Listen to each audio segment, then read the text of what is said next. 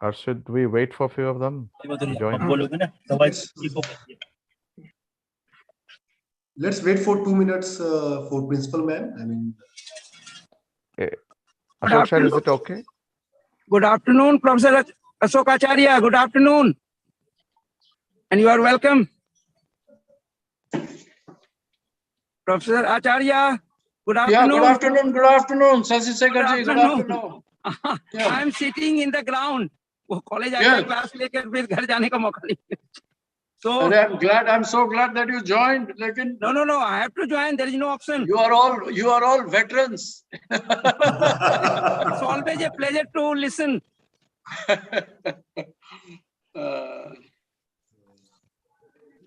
But you know, वो तो ठीक है, लेकिन we have all of a sudden I realize that we have become predictable guys. You see, I know. Predictable with their thoughts and predictable with their ideologies. But it is only the journalists who are unpredictable these days.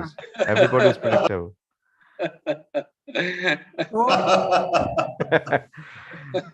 Most of the intellectuals are predictable. Kindly start the program. we are just one information. We are live on YouTube. On As well. YouTube. Yeah. Okay. Okay, let's start. Hello, everybody. Good afternoon, all of you, for this session. On behalf of the Politicos, I invite and welcome all of you to join this very constructive seminar on global South and global justice. And with us, we are fortunate to have the professor of Delhi University, Professor Ashokacharya, from the Department of Political Science. Just a small introduction about him, though he has a huge CV to talk to, but a very small introduction by not taking too much of a time. He is the professor of political science in Delhi University. He did his PhD from the University of Toronto on the topic called Equality, Difference and Group Rights, the Case of India. Did his MPhil in Delhi University from Political Science, and MA from Utkal University in Political Science. And his career profile, like he is a visiting fellow to Yale University, and he was an associate professor from 2005 to today. I think a professor. He's also previously worked as a assistant professor in the Northeast Hill University. And to be apart from his academic achievements, we are all known for his book called Political Theory, Introduction to an Introduction. And many of the graduate students today and many of the civil servants today must have studied his book, Political Theory. And he has been teaching the political science in the University of Delhi for so long, and he is considered as one of the finest professors of the university. I'd like to request Professor Ashokacharya to now, before inviting Professor Ashokacharya, I'd like to request Mr. Virendra Kumar to chair the session and go ahead with the sessions. And after that, I would like to request Professor Ashokacharya to address on the topic of Global South and Global Justice. Thank you so much. Thank you, Stephen, sir. And I would like to invite Professor Ashokacharya, sir, to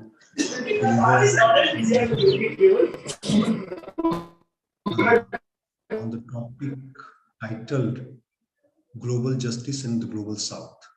I hope I'm audible to everyone. Yeah, you're audible. So, Professor Acharya, sir, Well, thank you very much, Virendra, Stephen, and Sasi Sekhar ji, others in the faculty of the Department of Political Science, Satyavati College. Thanks, Nishant, for making this happen. I am very delighted to join Satyavati College's seminar series as one of the speakers. Probably my first time to Satyavati in Satyavati College, but that's okay. I know most of the faculty in the Department of Political Science, Satyavati College. Very on a very closely, and I've worked with some of them for a long time. So it's a pleasure to reconnect with some of my colleagues in Satyavati College, and also a great privilege to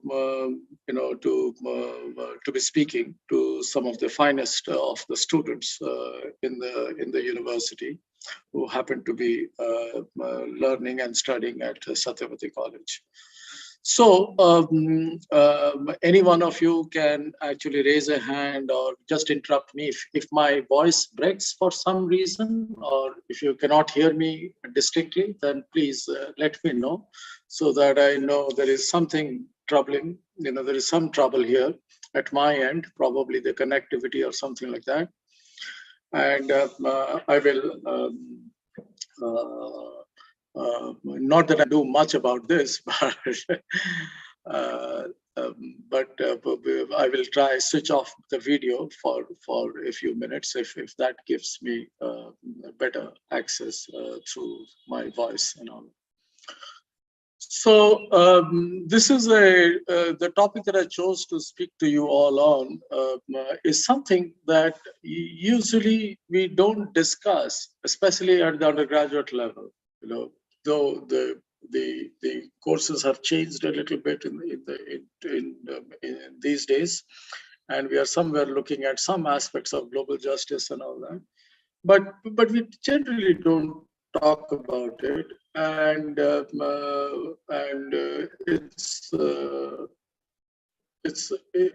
it'll be really nice if you can think about some of the issues that concerns of global justice throw up for close consideration by social scientists more generally, and by political scientists more particularly.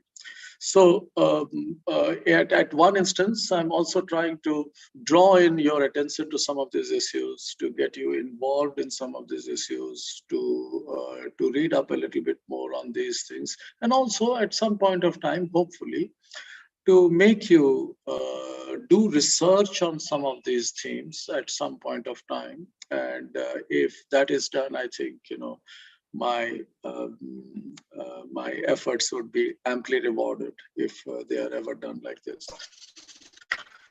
So, well, it's one thing to speak about global justice, quite another to bring together two different things, global justice and the global south, So, and I intend doing the latter. Because in many ways, I find that the entire literature on global justice has been kind of dominated by Western academics and Western scholars and intellectuals, and without much of an inputs from the global south.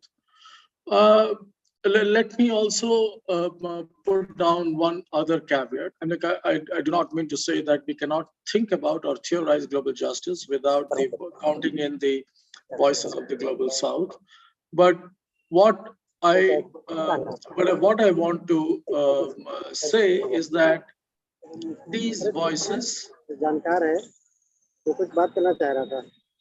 from these voices, so some people in the audience, if you can just mute yourself. I know at times if you're connecting through the phones, then you may forget muting yourself, but please do so for respecting everybody else's time. So yes, so it is not that global justice needs to be conjured up by bringing together the different voices of the global south. No, that's not my, there are other ways, there are, of course, there is a lot of weight. There are a lot of moral weight to some of the existing global justice discourses, even if they have been initiated by some political philosophers or philosophers generally in the West. But they somewhere lose focus of what is it that matters at the ground level in the global South. And especially when it comes to how do we conceive of the appropriate practices with regard to global justice, I think we can only speak to it if we are grounded in the global South, people who bear the brunt of that global inequality in many ways, not just in.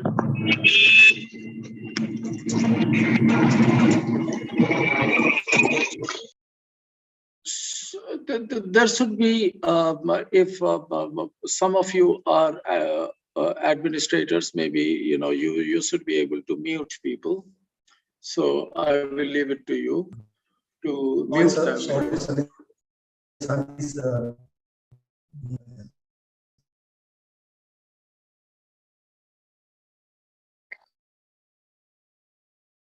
Yeah, okay. So I have unmuted myself now in order to speak.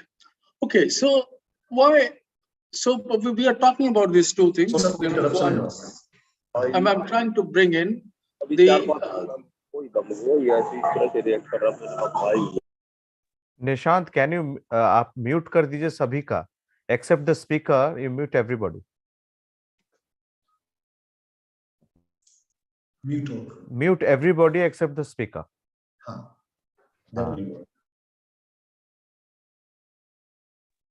Sir. Yes, sir, please. Okay. All right. So what I wanted to say is that there is a huge, rich literature on global justice, but that rich literature does not amount to much if it doesn't partake of the experiences and the voices from the global South, because that is where we will have to locate most of the discourses in and make them more relevant for that global justice literature. So that's the reason why I'm trying to bring these two things together. But we need to unpack one thing at a time, and leading up to certain kinds of forms of arguments. And in between, I will give you some examples, and I will try to explain those examples in the simplest manner possible, so that everybody can follow actually what is it that basically we are talking about. So there is, of course, most of you know that there is a kind of a division between global North and the global South. And the global North are a fewer countries, mostly in the Western Hemisphere. But when we're talking about the Western Hemisphere, we also include Australia, New Zealand, and all that. And so even if they are in the Southern Hemisphere, so the global North is somewhere, we are talking about some countries in Europe, most of North America, plus Australia and Canada. Sorry, Australia and New Zealand. Now, this is usually seen as a global norm, but of course you could keep adding a few more countries to it, like Japan, for instance, and other countries which have made it rich in the last couple of decades. But there is another caveat I want to add here, and that is some countries, who belong to the global North also have some pockets. They also have some pockets of poverty. In cities like New York or London, you have people suffering from a great deal of poverty and destitution. There is homelessness and all that. And we could say that, well, there are some small pockets of the global South also that exist within the global North. So if you are looking at some of the ghettos in New York, close to Brooklyn and others, then you have a huge percentage of blacks who live there and are completely uncared of by the American economy. And you might say that here is a small example of a global South within the global North itself. And yet, and the opposite is also true. So you also have pockets of global north in the global south, and so you have huge inequalities in a country like India, for instance. We have some of the world's richest people living in India, and we also have, in a place like Mumbai, for instance, a 46-story building for a family surrounded by many slums all around it. So here is this the deepest and the darkest contrast between the global north and the south, right here in our midst itself. So there are these pockets of the global north, and so the rich and the powerful, wherever they exist, they're technically part of the global north, but then they could be just anywhere. But we are not looking at the global north just in terms of the rich and the powerful. We are also looking at the the average median income that people enjoy, a certain kind of a quality of life that they enjoy, and whereas in the rest of the world this does not obtain. So this does not obtain in the rest of the world, and so we say. And basically, when we are talking about the global south, we are talking about the three large continents, Latin America, Africa, and Asia. And then, of course, there are some pockets of the global south also in Europe and what was erstwhile Eastern Europe. Some might claim that they do not actually belong to the global south, but they belong to. But by various accounts, you would know that they do, and then so. We do not know exactly how to place them, but many of them are affected by the inequalities that happen between the global north and the south, and that inequality has risen over a period of time, and it is estimated that during the pandemic itself, it has become even sharper. That inequality during the pandemic has become sharper, not only globally but within countries also. And so there are certain trends that converge, both what's happening at the global level scale and what is happening at the national scale. And, and people say that after globalization, let us say since the 1990s, for instance, once the effects of globalization started being felt, it was felt that it was found out that during this period, the inequality increased. And now we have much better data to explain this, that how globalization has led to inequality. For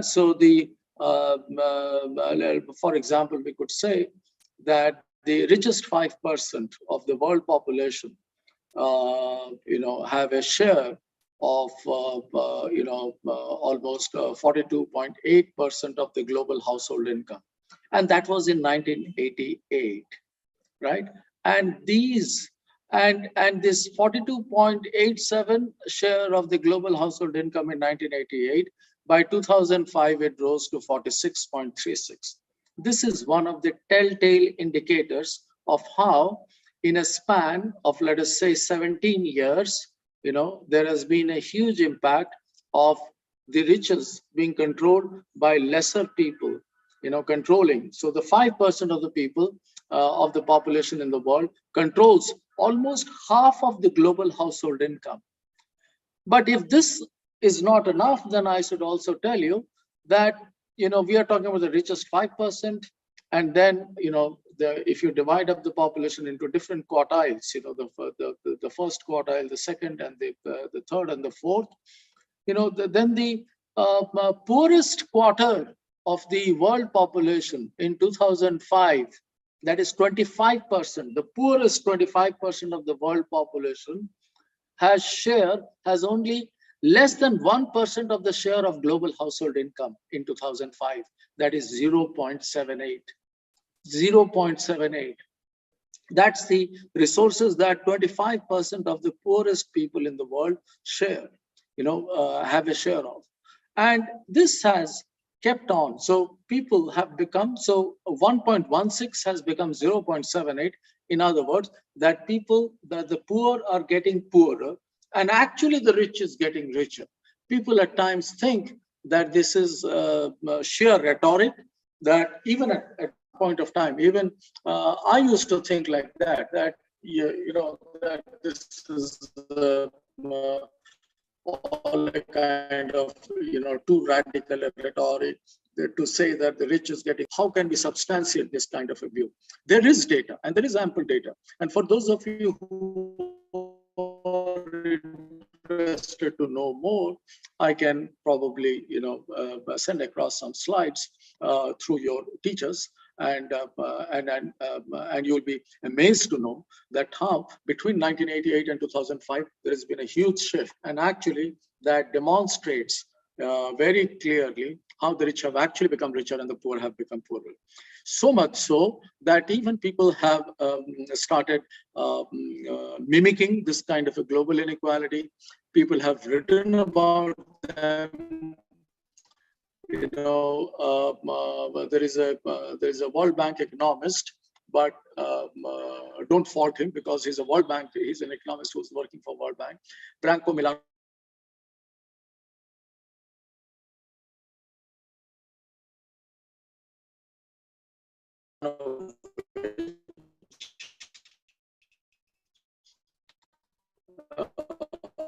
He's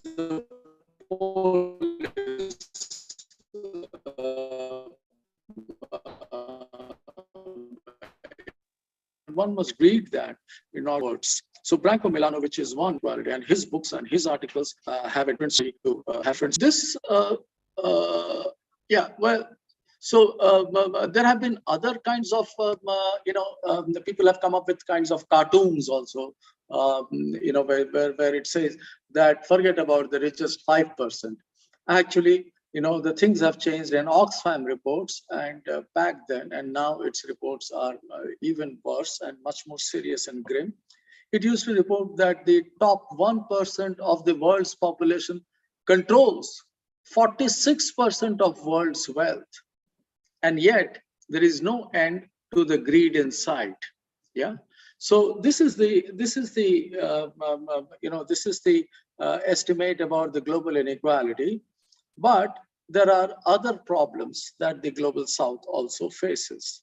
And it is not just a case of extreme poverty and hunger that is induced somewhat by inequality and of such a huge scale, but there are very consistent and alarming patterns of rights abuses, for instance, that keep happening in the global south. There are lots of human rights abuses that keep taking place in the global south.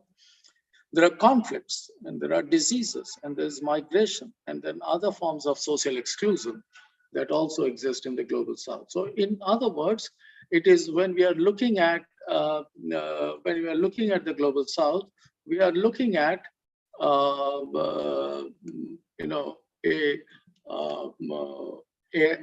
an area, an hotspot of huge inequalities, of conflicts, internecine conflicts, of many rights abuses, and these lives are not getting any better. And in the last couple of years, what has happened is that even in established democracies, there are more rights abuses, and they occur with a lot of impunity, at times in the hands of the government, and at times by other and very militant and violent civil society organizations.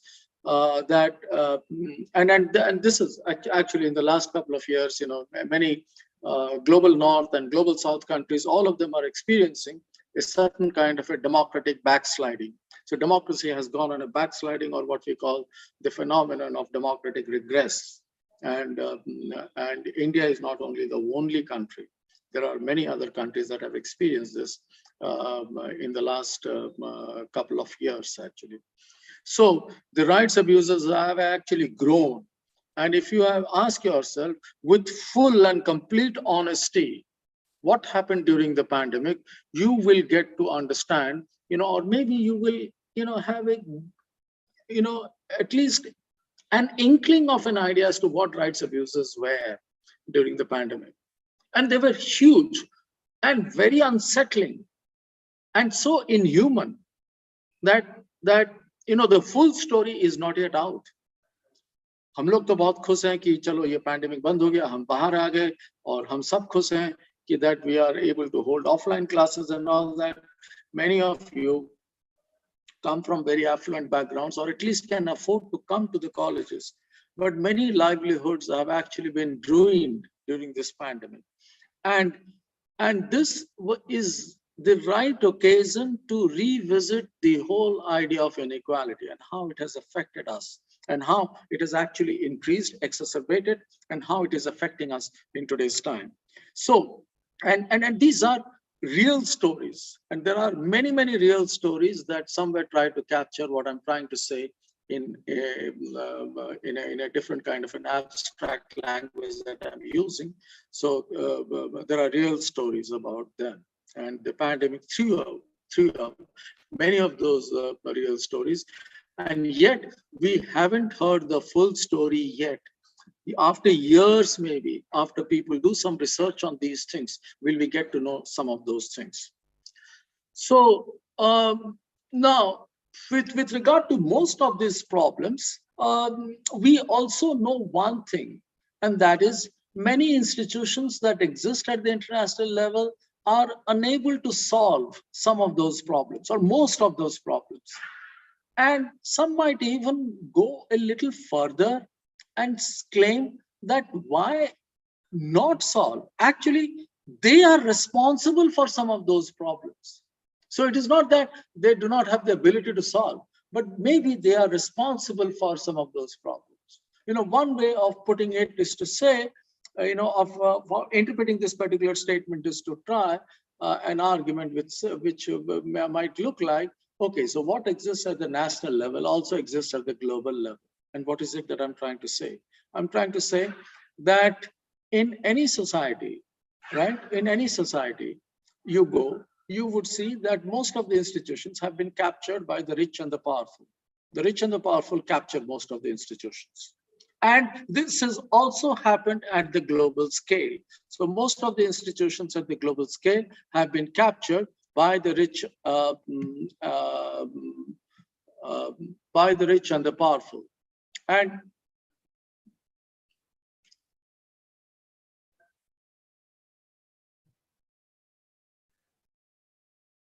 yeah, I'm just trying to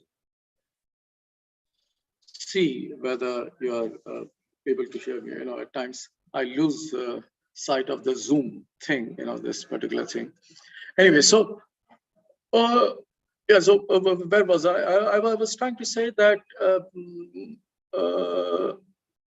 I was talking about these rights abuses and those that happened that have happened in the global south, and how we take, the rich and the powerful take the institutions for granted at times and have captured them most of the time. So there is an institutional capture by the rich and the powerful. And if it is happening at the national level, it is also happening at the global level.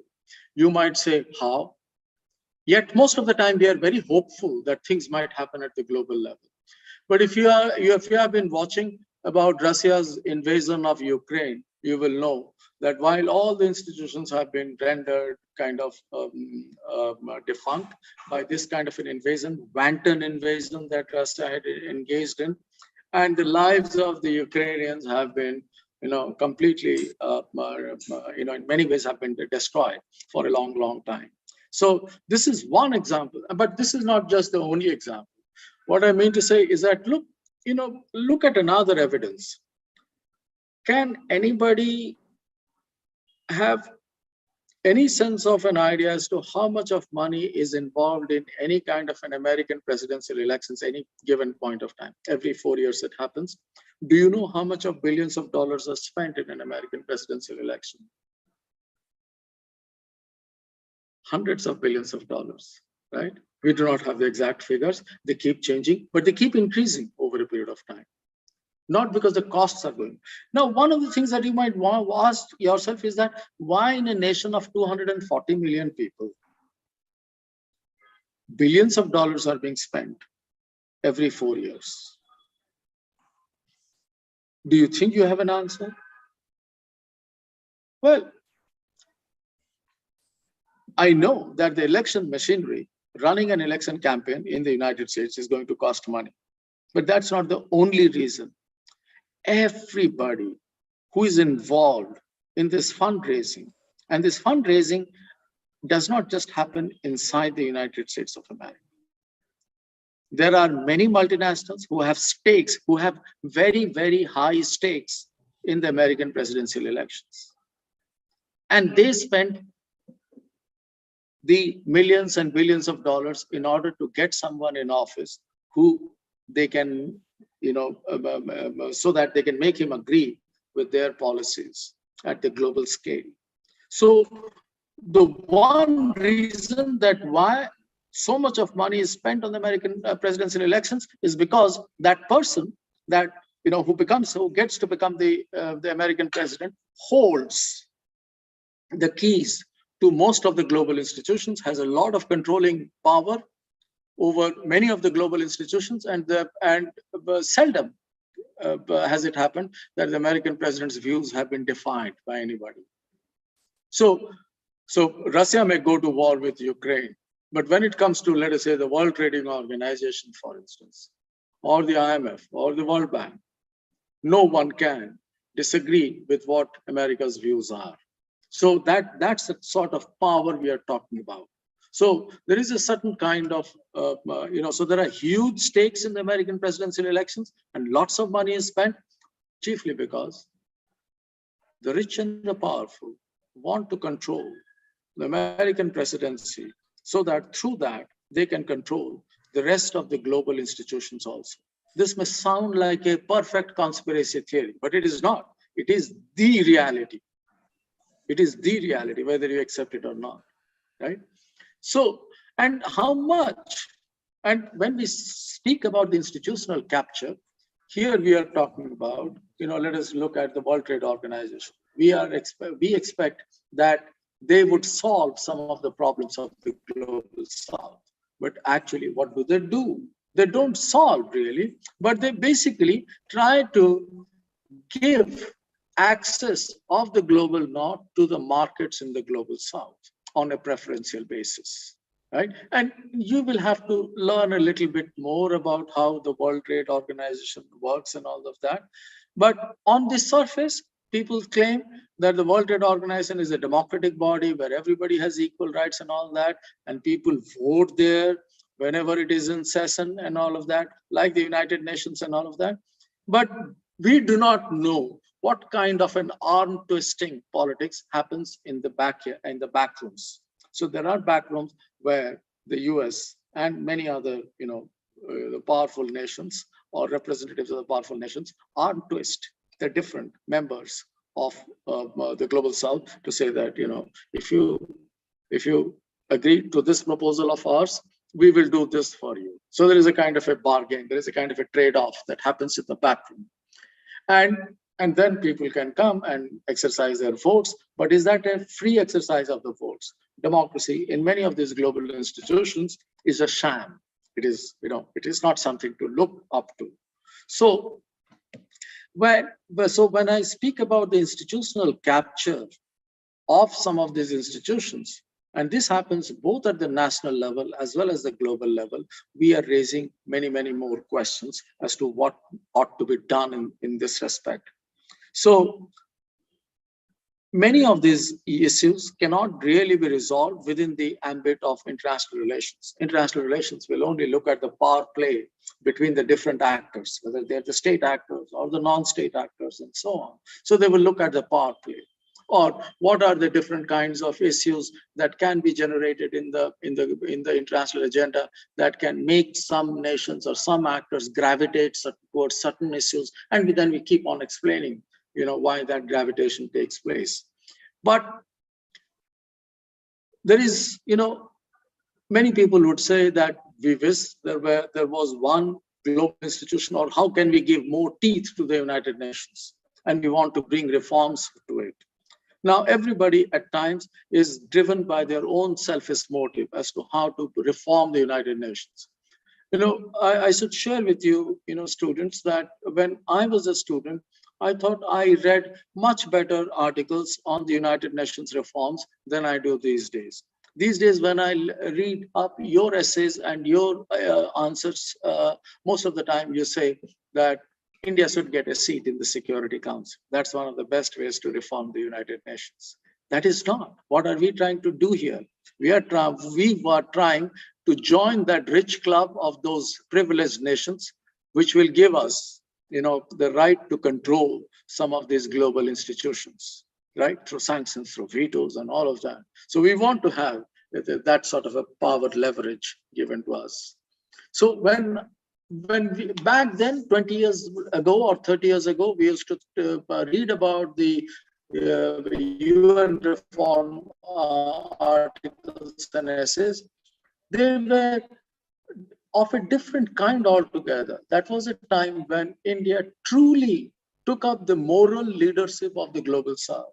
But now India is like any other muscle flexing emerging economy. There is not much of a difference between Russia and India, by the way, or Brazil, by the way, or South Africa, by the way. The interests may be different. India doesn't go ahead and invade other countries, but under the skin, they are all looking alike for me, right? So will they bring about the necessary changes in the international institution? I don't think so.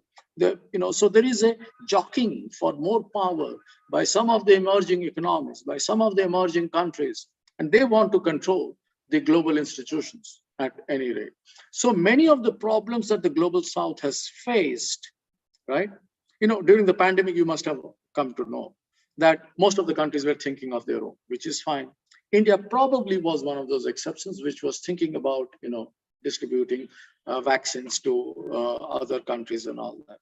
But even we pulled ourselves out, but with good reasons, because we didn't have enough vaccines for our own population. How could we give them away to others, right? So during the pandemic, it was very evident that, and here was a golden opportunity to actually think about something more seriously about global public health issues. But did we do that? Have we been able to address the global public health issues at all so far? But hopefully we might in course of time. So if during the pandemic and some of the most deadly phases of the pandemic, we could not bring us together to think in unison, to think together in a united way about how to tackle global public health issues, when will we ever have it? So, I'm not here trying to say because that this is not just happening like that, but why it is not happening is because we do not have the right set of institutions that can propel things forward, that can bring people together and can make them join together and think about some of those issues. So most of these issues have been neglected, or rather been ridden roughshod by the global institutions. So there is a case where we saw. So then we need to understand, okay, so what is the global what is the idea of global justice that we are thinking about? Now, before I come to that, let me also tell you this, that much of our political moral vocabulary that we use, is designed to answer questions about that arise within self-contained political communities. So we have, let us say, India would, we think we have a right to speak about justice or a value like equality only for Indians, and we generally think that we can't stretch out these kinds of ideas to make sense with people elsewhere. So every nation has a constitution, and most constitutions have, these words like justice, equality, liberty, and all that. But they only have an internal reference point to it, that we haven't been able to imagine a moral political vocabulary that goes beyond the boundaries of the nation. So we are always stuck. And to some ways, we have been encouraged to think so by even something like a social contract theory. So we are asked to imagine that a society, and after nationalism, we have already limited what a society must look like, what should be its outer, limits. And so we say that what is a society? So ask yourself this particular question: what does a society look like, or what is a society? You would never be able to imagine that there is a, so that there are societies outside of the Indian society, you can say, but that is not my society. true, fine.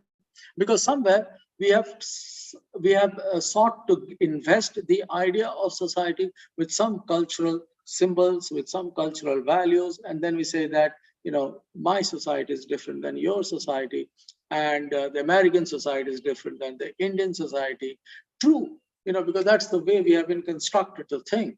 But this has also diminished our capacities to think beyond the national boundaries. So, but, you know, here is this question that I want to ask you. And, you know, and we will discuss this with the help of some examples, that can principles and concepts that we are familiar with in the domestic arena be extended to the international one, right? Can be extended to the international one, or, you know, better still, can principles of social justice be meaningfully extended from the domestic context to the world at large? Can there be a global social justice, in other words, right? And what would that look like? What kind of institutions will it require? You know, some of you might think, what is the need for all of that? But the need for that is something that I would claim by way of this, that, you know, we had first noted that there is a rising global inequality.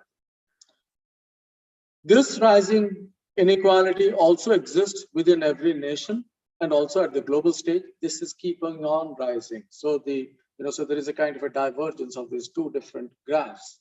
You know, so they are keeping on growing apart from each other. So there are more and more and more inequality as time progresses.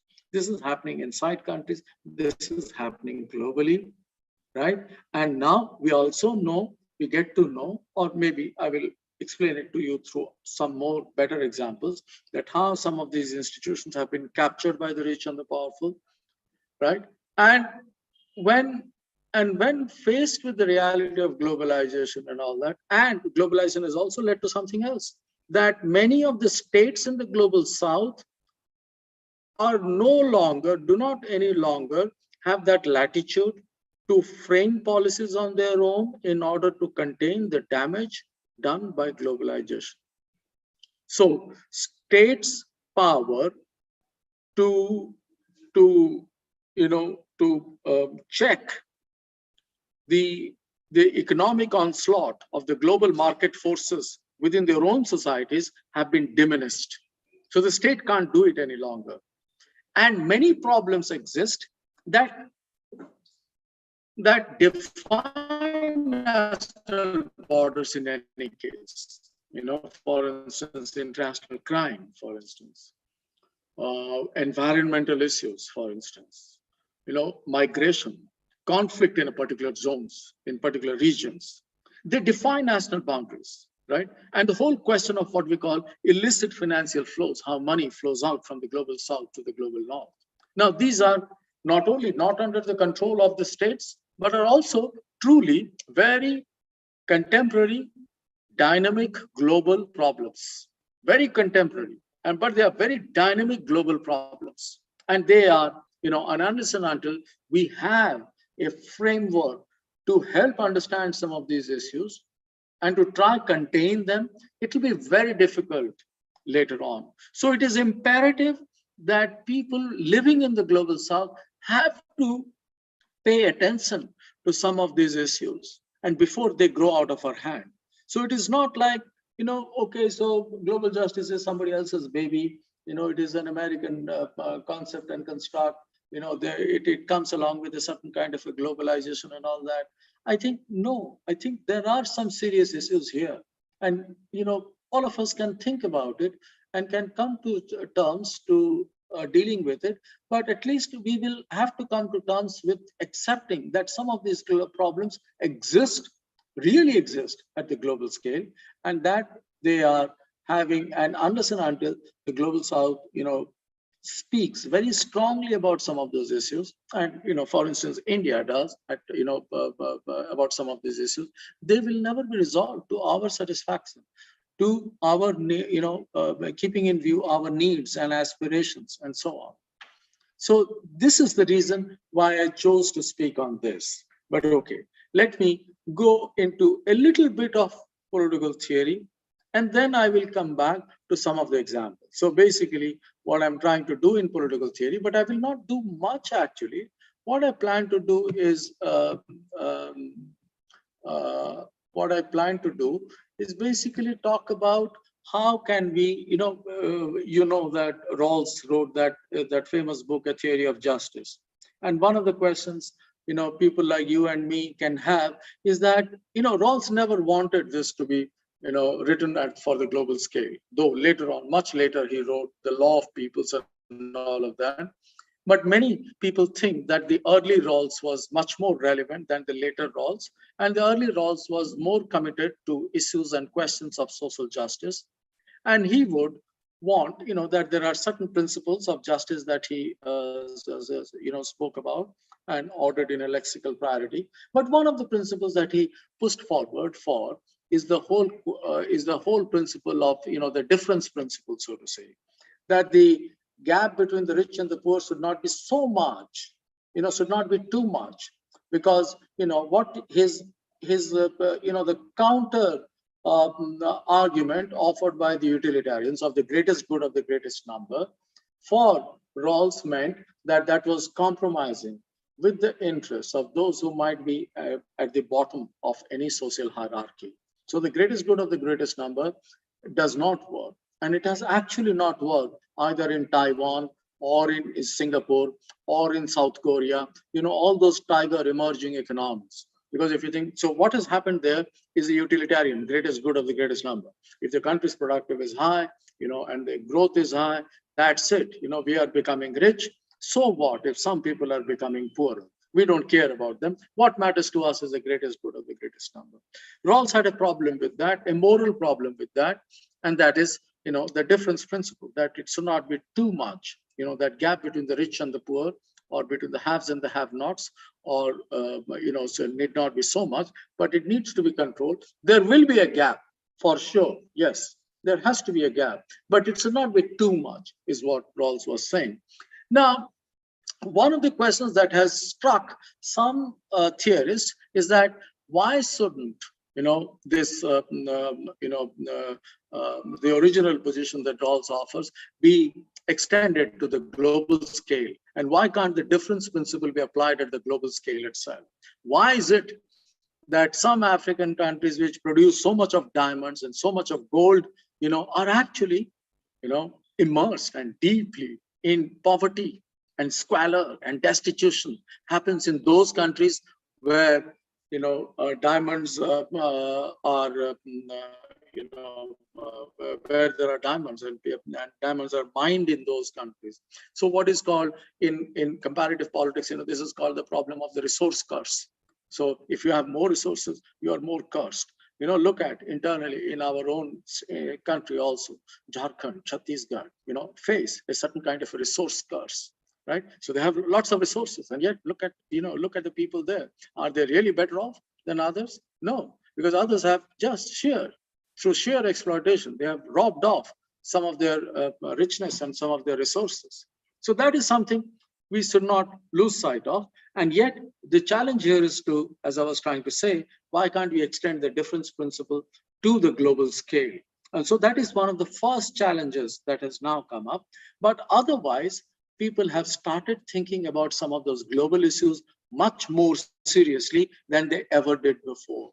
Why? Because of the impact of globalization, and because of how these differences have been increased between states over a period of time, and between the North and the South, and these differences have increased over a period of time. Let's talk about climate justice, for instance. Now, this is one issue on which we need all the time a certain kind of an international cooperation. But even when we're talking about international cooperation, we're talking about cooperation between nations as such, right? And yet we are talking about international cooperation of a global issue. The issue is global. Climate change is a global issue, right? I don't know if you have come across this name of a I just forget the name of the author, but it's called A Perfect Moral Storm, and it talks about climate change. So climate change is like, so this author says that it is a perfect moral storm. And what did he mean by that? He says that, that the dispersion of climate change has occurred across generations.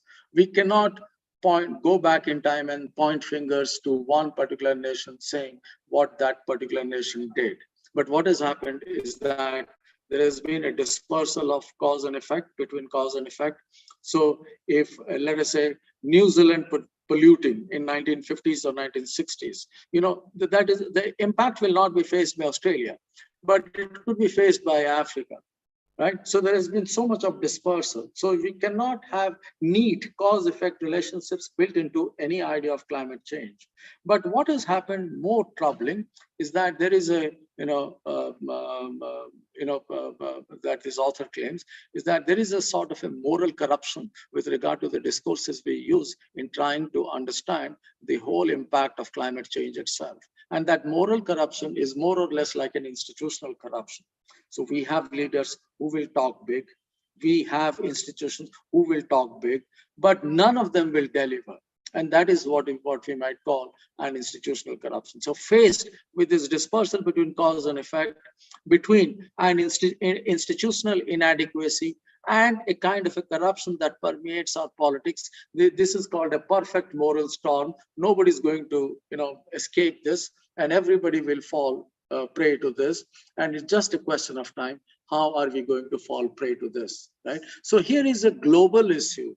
And paradoxically, we are talking about a global issue on the basis of international cooperation. Can nations? So even while we are somewhere trying to bring down our carbon dioxide emissions from one level to a lower level, various other ethical issues come up, various other political issues come up, that why shouldn't it be based on a per capita calculation? That is, India pollutes, yes, or China pollutes, yes, but look at the per capita pollution that each of the Indian or Chinese does. That is way below what an average American does, for instance. So anyway, now we, even if we have the strongest of the borders, right, between India and Pakistan, for instance, but if there is an environmental crisis, it's going to affect both the countries, in spite of the strongest of the borders you have, right? So climate change is a global issue that requires not just an international cooperation, but it requires a certain kind of a global cooperation, is one of the things that I want. And that can only be done and made possible by extending and by refining and by deepening and diversifying the whole framework of global justice. That's what I'm trying to do, to speak about. So, and how can we do that? So, even with regard to climate change, for instance, there are many proposals have come forward, but most of them are from the global north, most of the time, unless and until they come and sit down with the prime ministers or the presidents of India, Russia, China, and Brazil, and say that, let's have a compromise, and let's, somewhere come up to a figure, a ballpark figure that you and I and everybody around on the table can all agree with. And once they're all agreed, we put a stamp of authority on it and say, done, this is the deal that we have arrived at. But we know the messiness of these deals, how they have been arrived at, and that they are anything but perfect solutions to the problem at hand. So and then these deals are usually made with some of the powerful nations within the global south, not with all the nations, by the way. Not with, nobody bothers to know what, for instance, are Liberia's needs. Nobody, for instance, wants to know what Vietnam's needs are. If you have picked up 2 or 3 Asian giants, or 1 or 2 African giants, or 1 or 2 Latin American giants, and you made a deal with them, that's it. And so much of these issues need to be now pressed through a different way of thinking. But some of you might think that, so what is the solution? Should we have a world state or government? No, I don't think we need to have a world state or government. What is important is that it is not just about, this kind of a, as I keep telling some of my students most of the time, that it's a pity I find that the best of my students are always in a managerial mode. And what do I mean by a managerial mode? That they all want to join the IAS or become managers in multinational corporations and all. And we have lost some of the best of our brains to these kinds of things, right? So the best of the minds do not want to come forward and do research and do some writing and all that. And India is one of those very proud countries, by the way, which loses out a lot of so there's a lot of brain drain happens inside the country than outside. Right, so we lose the best of our minds to these kinds of jobs that people all want to. But and that's not the only thing. This is I will give you another example. So many of our students who go to IITs and who end up with with an IM degree and all that, they do us proud, no doubt. They are the stars in their family and all that.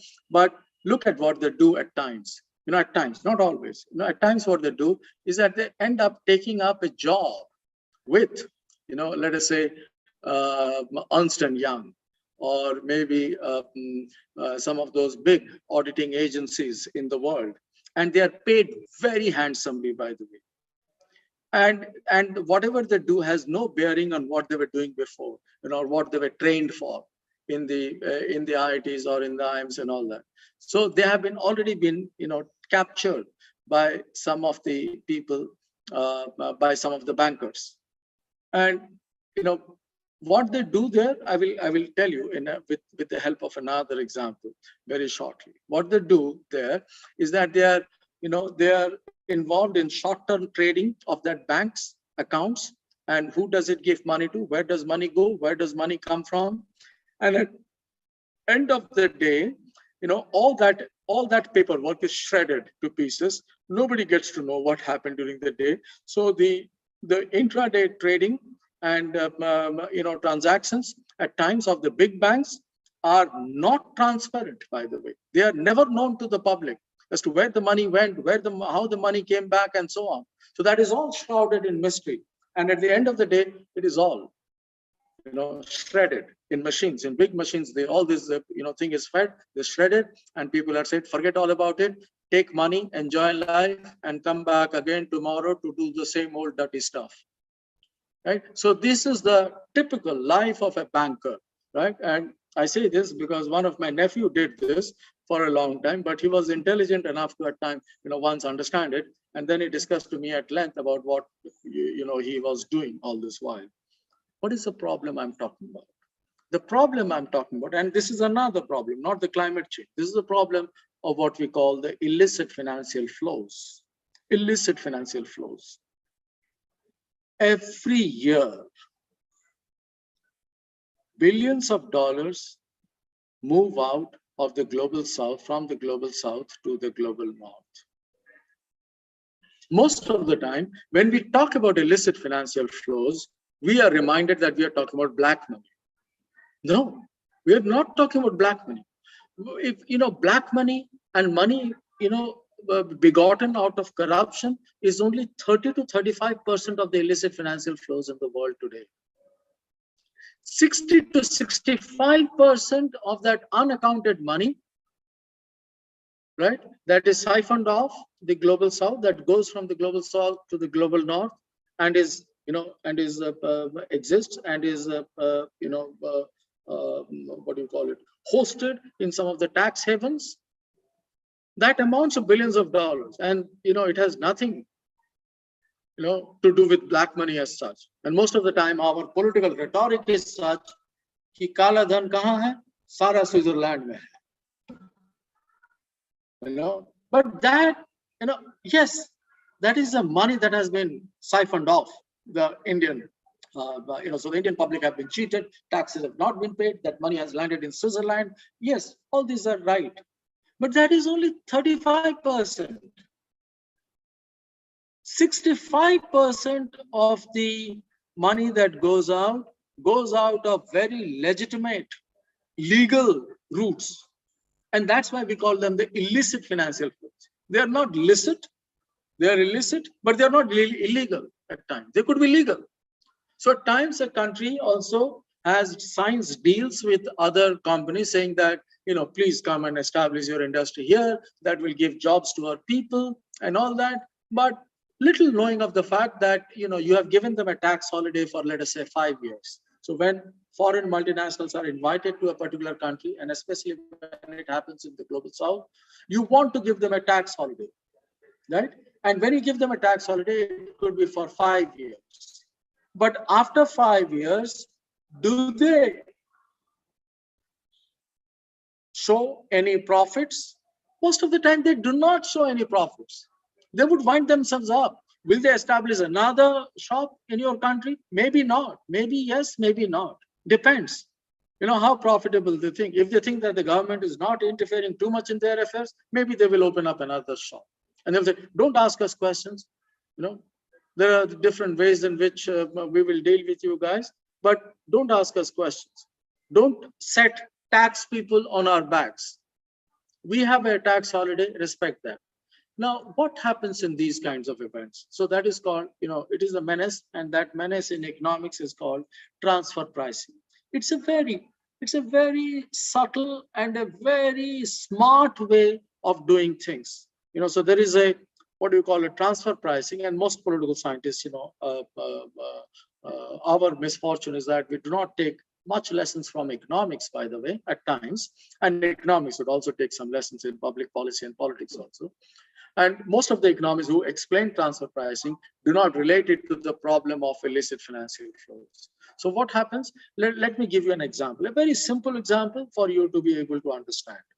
Let us say Netherlands as one of the brewing companies, that brews beer, for instance, right? Or any kind of a wine or drink, and they set up a shop, let us say, in one of the African countries, let us say Ghana. So they have a shop in Ghana, and shop meaning a subsidiary in Ghana, and that subsidiary has got some kind of a tax holiday promise from Ghana's government, right? And then when the profits come in, what they do is that they then pay intellectual property, for using that particular copyright of that beer or that particular drink, or even if it is to Coca-Cola, to another sister company, which is not in Netherlands. So Netherlands से वो parent company है, लेकिन उसका rights और copyrights का जो पैसा जाता है जिस company में, वो यूरोप में कोई और दूसरे देश में है, right? And copyright का जितना जाता है, copyright, there is no rate as such. Anybody can fix it for whatever. Right? So somebody can say, well, my copyrights are like $1 million or $5 million. You have to pay it. Right? I don't care how much you produce, but you have to pay me $5 million per year. So they are set very blatantly and very indiscriminately, and there is no negotiation on that front.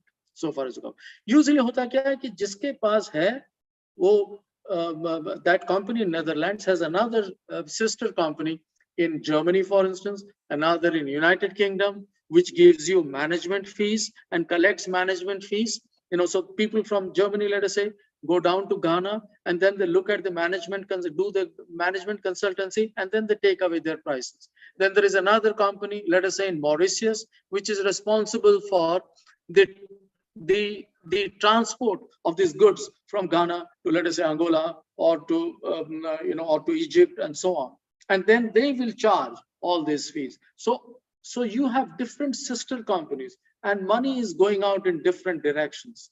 And why in these different directions? Why are these companies set up in these different countries?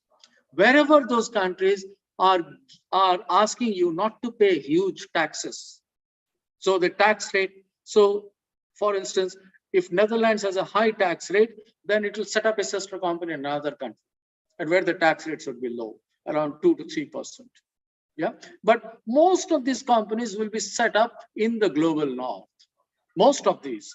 And again, if the money that has then come through has been funneled through these different trajectories, if I had more time, I could have shown some slides also, in order to help explain this particular example. So all this money is then again siphoned off taken away to a tax haven where somebody pays only 2% or 3% taxes. But what do you do with the money?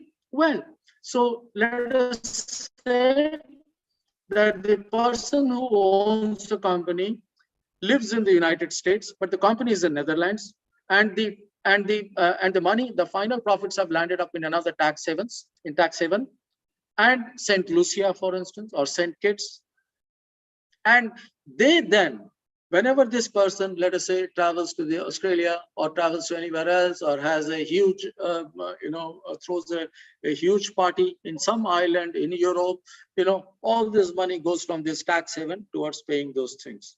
But both Netherlands and United States are clearly not attracting the taxes, but eventually the funds remain in the global north. And so look at the whole politics of it. So here, we have grown up, let us say my generation, your teachers, all of them, we have grown up with, in times when we thought that any kind of a, kisi koi a country, United States ke president aate hain India, to $50 million के तोहफा दे के चले जाते हैं, और हम लोग बहुत खुश महसूस करते हैं, अरे वाह, प्रेसिडेंट ने दे दिया $50 million, या फिर किसी ने दे दिया $100 million.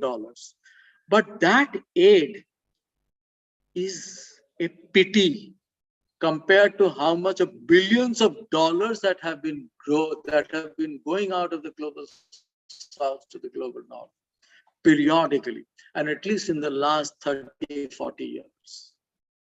It's huge, it's immense. Not many people who teach even globalization link it with the whole problem of illicit financial flows. So what is the remedy for this? हम United Nations में इतने सारे हमारे problem है कि United Nations को daily business ही संभालना काफी नहीं है. उसमें कुछ कमिटीज बनते हैं ये, और वो ज्यादातर you won't believe if I tell you this, that बहुत ज्यादा काम जो यूनाइटेड नेशंस के हैं वो सब आउटसोर्सिंग हो चुके हैं. They have been outsourced to the global NGOs. So there are some NGOs, but again, these NGOs are in the global north, by the way. They consult governments in the global south. They corrupt them at times, and then they take their feedback and then they give it. So even the United Nations doesn't have much time for this.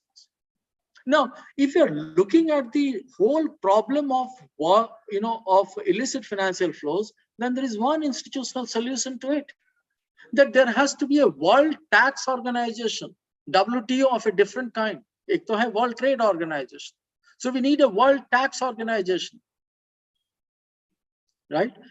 And a World Tax Organization can then tax, some of these, money that has gone out and give them back to the countries where, where the profits have been made in the first place. So one country, one reporting system extended to a global taxation policy is one institutional solution. But who will do this? This clearly comes under the ambit of global justice. But the global north will never go for a World Tax Organization because they don't benefit out of it. They will clearly be the losers. So this is where we need a kind of a very strong global south voice, right? To bring back that money, right? It is like saying that, these were our resources. We had rights to them. How did they end up elsewhere, right? So whether it is climate change, whether it is illicit financial flows, whether it is a question of conflict in which more people in the global south die on any given day than people in the global north.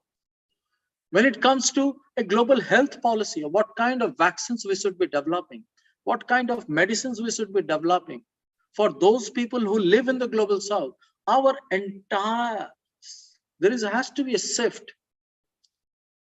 बहुत दिनों तक मुझे लग रहा था कि democracy is an answer to everything.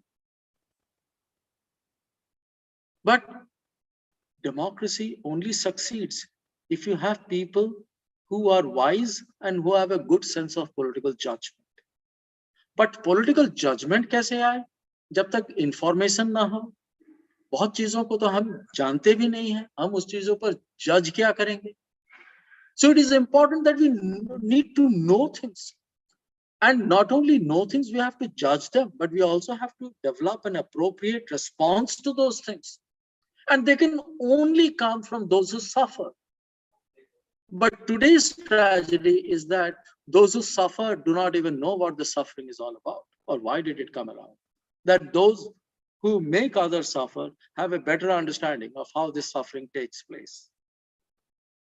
So there is a situation here. That is why one of the reasons I have been actually trying to encourage some of my students in the Department of Political Science to think through and to talk about global justice a lot more seriously is because, and I want all of you to join forces at times. I invite the faculty here in your college. I also invite the students there to think about these problems a lot more deeply and to engage with these issues, not in a rhetorical manner. देखिए वो rhetorics का जमाना वो अब गया. That we will ऐसा कर लेंगे वैसा कर लेंगे, वो जमाना नहीं रहा. We have to do something. In fact, doing means you would say क्या streets पे आ जाएं, we have to get into activism. No, even if you write, if you research on these issues, that's like doing something very substantial. If you can write a very powerful blog on some of these issues, then that is doing enough, in my view, right? So there are other issues that I wanted to get into, but I just, I thought that let me make the shortest possible presentation towards inspiring the future generation of political scientists to think about some of these issues a lot more carefully. And if you do so, even one of you does so, I think my job is done. Thank you. Thank you so much.